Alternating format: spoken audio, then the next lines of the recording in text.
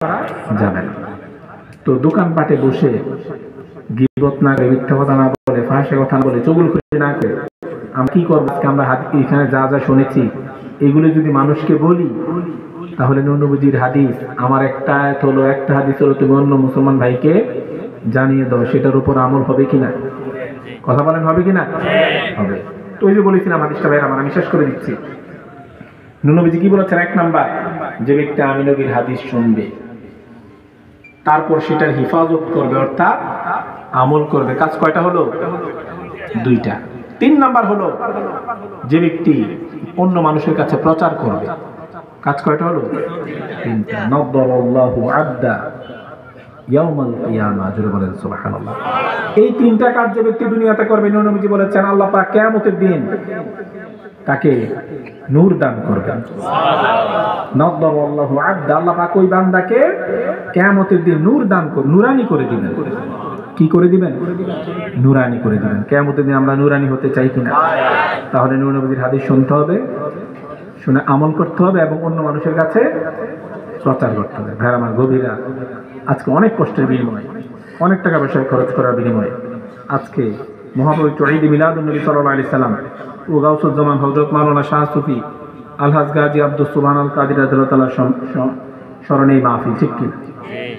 ভাই আমার, এই মাহফিলে সার্থক হয়ে যাবে যদি আমরা 5 ওয়াক্ত নামাজ পড়ি। কত ওয়াক্ত?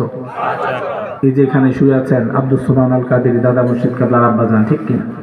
তো ওনারা যে আল্লাহর ওলি হয়েছেন, নামাজ পড়ে আল্লাহর ওলি হয়েছেন নাকি নামাজ না পড়ে? ওনারা যে আল্লাহর ওলি হয়েছেন, রোজা রেখে আল্লাহর ওলি হয়েছেন নাকি রোজা না রেখে?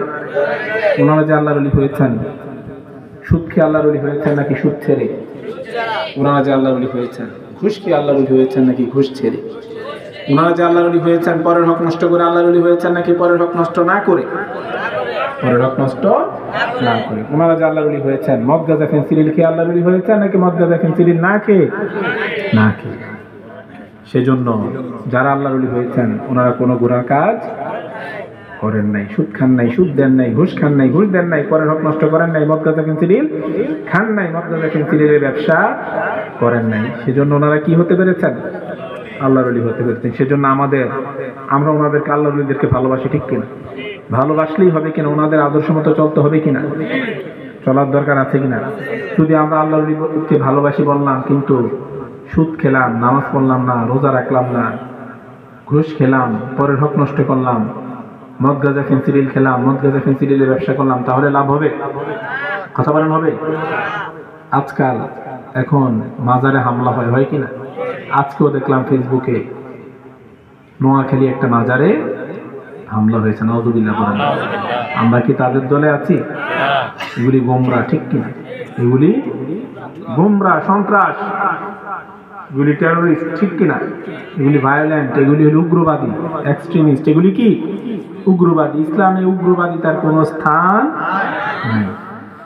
ইসলামে উগ্রবাদিতার স্থান নাই। ইসলামের শিক্ষা হচ্ছে খায়রুল উমুরি আওসাতুহা। কি করো? নরম গরম, আওসাতুহা মধ্যপন্থা, নরম না মধ্যম পন্থা। কোনটা? মধ্যম পন্থা। ইসলামের পলিসি হলো মানে বেশি শক্তও না, বেশি নরমও না, মাঝখান, মধ্যম পন্থা। খায়রুল উমুরি আওসাতুহা। আর যারা মাজার ভাঙে, এগুলি কি? এগুলি হলো উগ্রবাদী, সন্ত্রাসী, ঠিক কিনা? এর মধ্যে কোনো সন্দেহ নাই। তারা যে সন্ত্রাসী, উগ্রবাদী, এর মধ্যে কোনো সন্দেহ নাই। তারা ঈমান নাই দেখে বুঝে না। তারা যে খারাপ কাজগুলি করতেছে বুঝে না কেন? ঈমান নাই। কি নাই? ঈমান নাই। মান আযালি ওয়ালিয়ান আযানতুহু বিল হাওদ। বুখারী শরীফের হাদিস। যে ব্যক্তি আল্লাহর ওলির সাথে দুশমনী করলো, শত্রুতা করলো, সেজন্য তার সাথে সঙ্গে আল্লাহ পাক নিজে যুদ্ধ ঘোষণা করেছেন। নাউযুবিল্লাহ। আল্লাহর সাথে যুদ্ধ করে কেউ পারবে? না। জোরে বলেন, পারবে? না। তো যারা আল্লাহর ওলির সাথে দুশমনী করে, আল্লাহর ওলির মাজার ভেঙে ফেলে, আল্লাহর দুশমন, আল্লাহর শত্রু, ঠিক কিনা? মাজারে যদি কোনো খারাপ কাজ হয়, কিছু কিছু মাজারে আছে নাচ গান হয় কিনা? সেজদা দেয়, এগুলির পক্ষে আমরা নাই। বা মদ গাঁজা খাই, এগুলির পক্ষে আমরা নাই। বা একসাথে নারী পুরুষ একসাথে মিলেমিশে নাচ গান করে, এগুলির পক্ষে আমরা নাই। অনেক মাজারে দেখা যায়, ফেসবুকে দেখি যে মহিলা নিয়ে স্টেজ করে অনেক উরুস করে অনেকে, কি করে মহিলা নিয়ে স্টেজে নাচায়, নাউজুবিল্লাহ বলে, কি বাউল গান, বিভিন্ন লালন টালন এসব গান টান। আমরা এইসবের পক্ষে নাই, কিন্তু প্রকৃত যিনি মাজারে শুয়ে আছেন তাকে তো অসম্মান করা যাবে না, ঠিক কি? যদি বাইরে কোনো মদ গাঁজা থাকে, কেউ যদি সেজদা দেয়, যারা করে তোমরা তাদেরকে প্রোটেস্ট করো, তাদের সেই খারাপ কাজটার প্রতিবাদ করো, কিন্তু মাজারে হাত দেওয়ার কোনো রাইট তোমাদের নাই। এখন মাজারে হাত দেয় কেন? ওই যে ইমান নাই, বুঝে না, সব জিনিসটা বুঝে না। যদি ইমান থাকতো তাহলে বুঝতো যে না, মাজারে হাত দেওয়া দিলে বেয়াদবি হবে, উনি হলেন আল্লাহর বন্ধু। যেই খারাপ কাজটা হচ্ছে স্পেসিফিক, ওই খারাপ কাজটার আমি কি করবো? إذا رأى منكم منكرا فليغيره بيده فإن لم يستطع بلسانه فإن لم يستطع بقلبه। মুসলিম শরীফের হাদিস। নবী নূরানী জবান মুবারক বলে দিয়েছেন, তুমি যদি কোনো খারাপ কাজ হতে দেখো, কি দিয়ে প্রতিবাদ করো? হাত দিয়ে। হাত দিয়ে না পারলে মুখ দিয়ে, মুখ দিয়ে না পারলে অন্তর দিয়ে। যালিকা ওয়াকুল ঈমান। আর এটা হলো সবচেয়ে দুর্বল ঈমানদারের পরিচয়। তো অন্যায় দেখলে অন্যায় কাজে প্রতিবাদ করা হলো নূর নবীর হুকুম, ঠিক কিনা?